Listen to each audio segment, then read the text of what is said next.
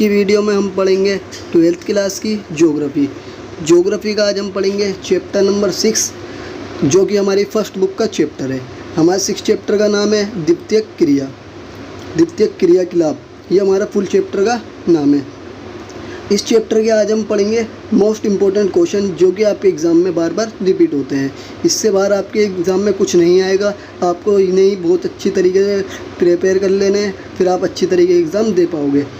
इसके अगर आपको पीडीएफ चाहिए तो पीडीएफ भी आपको मिल जाएंगे। डिस्क्रिप्शन में आपको लिंक दे दिया गया है, आप वहाँ से डाउनलोड कर सकते हैं।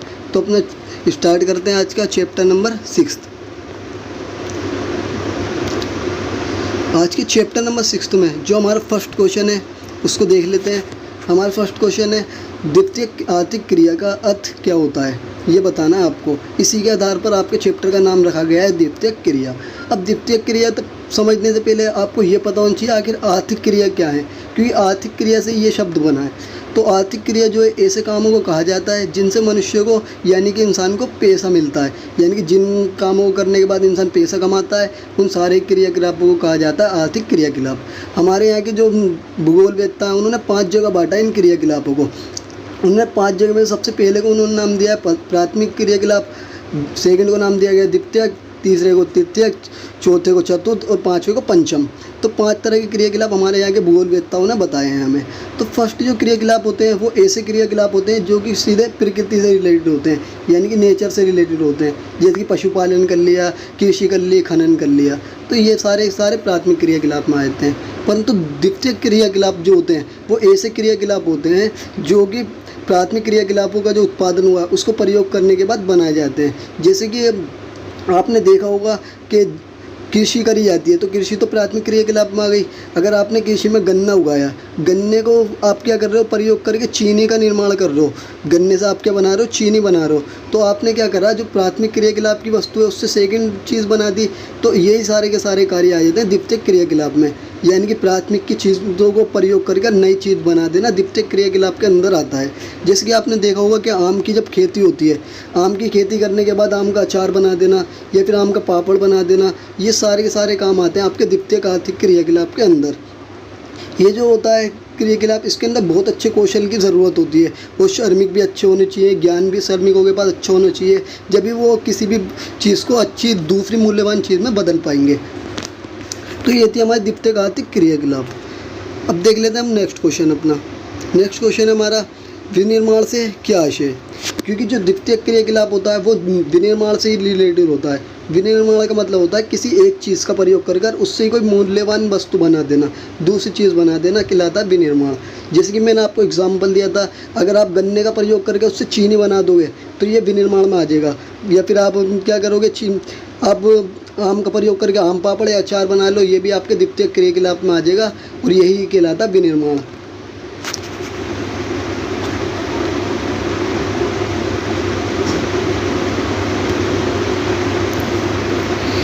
नेक्स्ट क्वेश्चन है हमारा क्वेश्चन नंबर 3। ये भी आपके एग्ज़ाम में सबसे ज़्यादा पूछा जाने वाला मोस्ट इम्पोर्टेंट क्वेश्चन है। इसको आपको अच्छी तरीके से समझना है। क्वेश्चन क्या है हमारा, क्वेश्चन है लौह इस्पात उद्योग जो है उसे आधारभूत उद्योग क्यों कहा जाता है, यानी कि सभी उद्योगों का आधार क्यों कहा जाता है। तो जैसा कि आपने देखा होगा, जितने भी फैक्ट्री होती हैं, उद्योग चलते हैं, उनके अंदर बड़ी बड़ी मशीनों की ज़रूरत होती है। और जो बड़ी बड़ी मशीनें हैं उनका निर्माण लोहे के द्वारा ही होता है। अगर लोह इस्पात उद्योग नहीं होगा तो हमें लोहा नहीं मिल पाएगा, और अगर लोहा नहीं मिलेगा तो हमारी मशीनों का निर्माण नहीं हो पाएगा, जिसकी वजह से सारे के सारे उद्योग हमारे बंद हो जाएंगे। इसलिए कहा जाता है लोह इस्पात उद्योग बहुत ज़्यादा ज़रूरी है, क्योंकि इसके द्वारा हमारे औजारों का निर्माण होता है, हथियारों का निर्माण होता है और मशीनों का निर्माण होता है। हर तरीके की मशीनों का, औजारों का निर्माण इसी के द्वारा होगा, इसलिए इसे कहा जाता है आधारभूत उद्योग। क्या आप चेक भी कर सकते हैं, क्या वस्त्र उद्योग हो, इस्पात उद्योग हो, क्या कोई सा भी उद्योग हो, हर उद्योग में मशीनों की ज़रूरत है। उन मशीनों को बनाने के लिए लोहे की ज़रूरत है, इसलिए लोह उद्योग हमारा आधारभूत उद्योग है।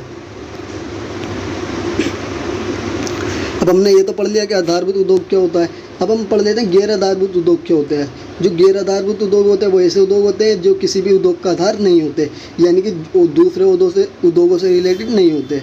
जो गैर आधारभूत उद्योग होते हैं उनको उपभोक्ता उद्योग भी कहा जाता है, क्योंकि इसके अंदर जितने भी प्रोडक्ट बनाए जाते हैं वो सीधे उपभोक्ता के लिए बनाए जाते हैं।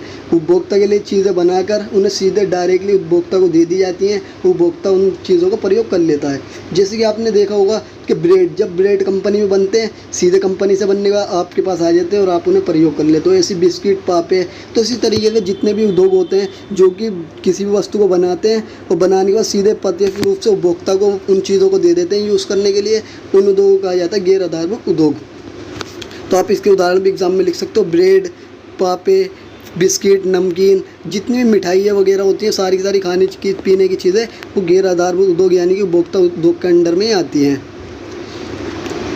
नेक्स्ट हमारा क्वेश्चन नंबर 5, कुटीर उद्योग से आप क्या समझते हो?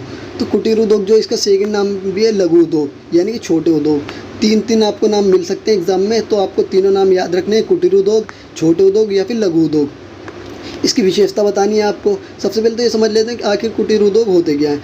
ये ऐसे उद्योग होते हैं जो लोग अपने परिवार के सदस्यों के साथ मिलकर या तो अपने घर में ही कर लेते हैं कुछ कामों को छोटे मोटे, या फिर घर के पार आंगन वगैरह में छोटे मोटे कारखानों में कर लेते हैं। इस तरीके के उद्योग कहा जाता है कुटीर उद्योग। जैसे कि आपने देखा होगा गाँव में लोग क्या करते हैं अपने परिवार के साथ टोकरियाँ वगैरह बनाने लग जाते हैं, बर्तन, मटके, गुलदस्ते या फिर फूलों से बनी हुई जो गुलदस्ते के अलावा और भी चीज़ें होती हैं, माला वगैरह। तो लोग क्या करते हैं अपने घर के सदस्यों के साथ मिलकर कुछ छोटे मोटे कामों को शुरू कर देते हैं ताकि उनका घर बार का पालन पोषण अच्छी तरीके से हो सके। इसी तरीके के उद्योगों को कहा जाता है कुटीर उद्योग। इसकी अगर आपके एग्ज़ाम में विशेषता आए तो आपको विशेषता क्या लिखनी है? जैसे कि आप इसके नाम से ही पहचान सकते हो कि छोटा उद्योग है तो इसके अंदर ज़्यादा पूंजी की भी ज़रूरत नहीं होगी। अब पूंजी ज़्यादा ज़रूरत नहीं है तो परिवहन की भी ज़्यादा ज़रूरत नहीं है। अगर छोटा उद्योग है इसमें मशीन भी ज़्यादा नहीं चाहिए आपको, तो ये आप 3 पॉइंट इसके अंदर लिख सकते हो आसानी से। और आप और भी पॉइंट इसके अंदर यूज़ कर सकते हो। कच्चा माल इसके अंदर बहुत कम चाहिए होता है, वो बाज़ार भी बहुत कम, छोटा मोटे बाज़ार में ये सामान बिक जाते हैं आसानी से। इसके अंदर ज़्यादा बड़ी मशीनें नहीं चाहिए, ना ही ज़्यादा बड़े औजार चाहिए, बस सिंपल औजारों से ही लोग कर सकते हैं ये काम अपने घर के अंदर ही अपने परिवार के सदस्यों के साथ। तो ये थी इस उद्योग की विशेषता। नेक्स्ट ये उद्योग है आपका, वो है क्वेश्चन नंबर 6। समझ लेते हैं क्या है। खनिज आधारित उद्योग किस प्रकार रसायन आधारित उद्योगों से भिन्न है? यानी कि जो खनिज आधारित उद्योग जो है उसको बताना है कि वो किस तरीके से अलग है रसायन से रिलेटेड उद्योगों से। अब खनिज आधारित उद्योग वो होते हैं जिसके अंदर खनिजों का प्रयोग होता है, यानी कि सीमेंट का प्रयोग हो गया, एल्यूमिनियम, तांबा, लोहा, कांसा, इन सब का जिन उद्योगों में प्रयोग होता है उन्हें कहा जाता है खनिज आधारित उद्योग। और रासायनिक आधारित उद्योग वो होते हैं जो कि तरल पदार्थों से रिलेटेड होते हैं, जैसे कि कोयला, जैसे कि आपको हो गया पेट्रोलियम से रिलेटेड चीज़ हो गई, जैसे कि पेट्रोल, डीजल, सीएनजी, इस टाइप के जो उद्योग होते हैं वो होते हैं रसायन आधारित उद्योग। ये इस तरीके से विभिन्न है। जैसे कि जो उद्योग ऐसे होते हैं, कुछ उद्योग जैसे कि आपने देखा होगा कुछ बड़े बड़े फैक्ट्री चलती हैं, कारखाने चलते हैं, उनके अंदर आपने देखा होगा कि कई तरह की पेट्रोल का, डीजल का आदि का प्रयोग किया जाता है मशीनों को चलाने के लिए। परंतु खनिज उद्योग जो होते हैं उनमें ऐसा नहीं होता।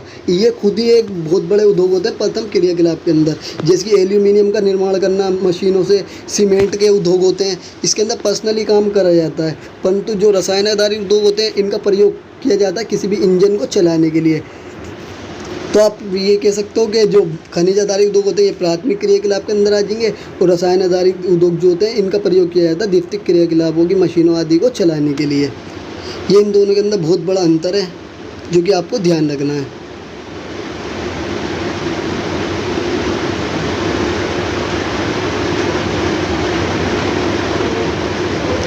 नेक्स्ट क्वेश्चन हमारा क्वेश्चन नंबर 7।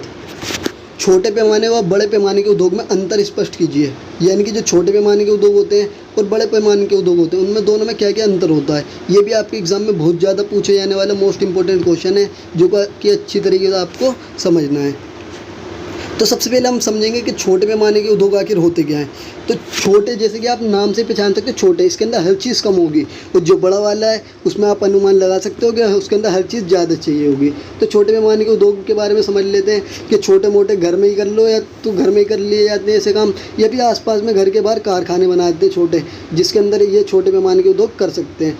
आसपास में कच्चा माल होता है वो इसके अंदर प्रयोग किया जाता है, ज़्यादा इधर उधर से लाने की ज़रूरत नहीं होती इसके अंदर।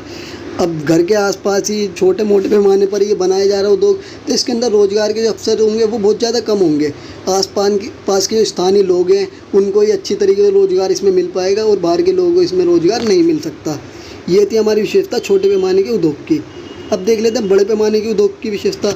ये बड़े स्तर पे होगा, उत्पादन भी ज़्यादा होगा, इसके अंदर विकसित प्रौद्योगिकी टेक्नोलॉजी चाहिए इसके अंदर, और कुशल श्रमिकों की ज़रूरत होगी ताकि प्रोडक्ट को अच्छी तरीके से बनाया जा सके।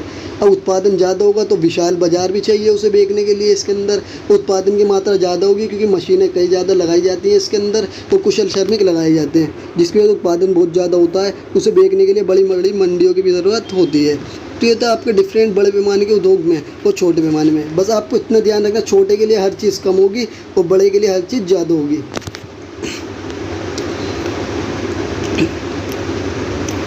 अगर बड़ा है तो आप ये भी अनुमान लगा सकते हो पूंजी भी ज़्यादा लगेगी। आप सिंपल तरीके इस तरीके से दोनों में डिफरेंट कर सकते हो। जो बड़े पैमाने का उसमें पूंजी ज़्यादा लगेगी, पूंजी ज़्यादा लगेगी तो श्रमिक भी ज़्यादा होंगे, श्रमिक ज़्यादा होंगे, मशीनें भी ज़्यादा होंगी, मशीन ज़्यादा होंगी तो उत्पादन भी ज़्यादा होगा। इसके अपोजिट आप ये सारे के सारे पॉइंट लिख सकते हो छोटे पैमाने के उद्योग के अंदर। नेक्स्ट क्वेश्चन हमारा क्वेश्चन नंबर 8, स्वामित्व के आधार पर उद्योग का वर्गीकरण कीजिए। ये स्वामित्व का मतलब होता है हक, यानी कि जो हक किसका हमारे यहाँ पे उद्योगों का, वो आता है स्वामित्व के अंडर में। तो हमारे यहाँ के जो लोग हैं उन्होंने 3 जगह पर बांटा है हमारे यहाँ के उद्योगों को। सबसे पहले जो बताया है वो बताया सार्वजनिक क्षेत्र के उद्योग, यानी कि जिनमें सरकार का हक होता है। सेकंड बताया निजी क्षेत्र के उद्योग। निजी क्षेत्र के उद्योग जो होते हैं वो ऐसे उद्योग होते हैं जो कि पर्सनल व्यक्ति के अंडर में आते हैं या फिर किसी कंपनी के अंडर में आते हैं। संयुक्त क्षेत्र के उद्योग ऐसे होते हैं जो कि सार्वजनिक क्षेत्र और निजी क्षेत्र के दोनों को मिलाकर जिनका निर्माण किया जाता है, वो उद्योग आते हैं संयुक्त क्षेत्र के अंडर में। तो सबसे पहले हम पढ़ेंगे आगे सार्वजनिक क्षेत्र के उद्योग कौन से होते हैं। जैसे कि मैंने बताया कि ये उद्योग सरकार के अधीन होते हैं, सरकारी सारी देखरेख करती है इन उद्योगों की। इसके अंदर जितनी भी चीज़ों की ज़रूरत है वो सरकारी प्रबंध करेगी उन सारी की सारी चीज़ों की। भारत में बहुत सारे उद्योग ऐसे हैं जो कि सार्वजनिक क्षेत्र के उद्योग हैं। जैसे कि हमारे यहाँ पे लोहा इस्पात उद्योग चल रहा है, वो सरकार का उद्योग है। ये वाले उद्योग आपको ज़्यादातर मिलेंगे समाजवादी देशों में, साम्यवादी देशों में। अब पढ़ लेते हैं निजी क्षेत्र के उद्योगों के बारे में। निजी क्षेत्र के उद्योग जो होते हैं, जैसे कि मैंने आपको भी बताया कि ये किसी कंपनी के द्वारा या फिर किसी मालिक के द्वारा चलाए जाते हैं। ये उद्योग जो है इसके अंदर सारे का सारा प्रबंध जो होगा वो या तो कंपनी करेगी या कोई व्यक्ति करेगा। इस सारे के सारे का प्रबंध जितनी भी चीज़ों की इसमें ज़रूरत होगी।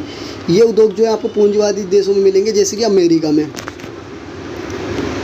हमारे भारत में भी आप देख सकते हो इसके उदाहरण, जैसे कि टाटा समूह हमारे यहाँ पे, बिरला है, रिलायंस इंडस्ट्री है, ये इसके उदाहरण निजी कंपनियों के।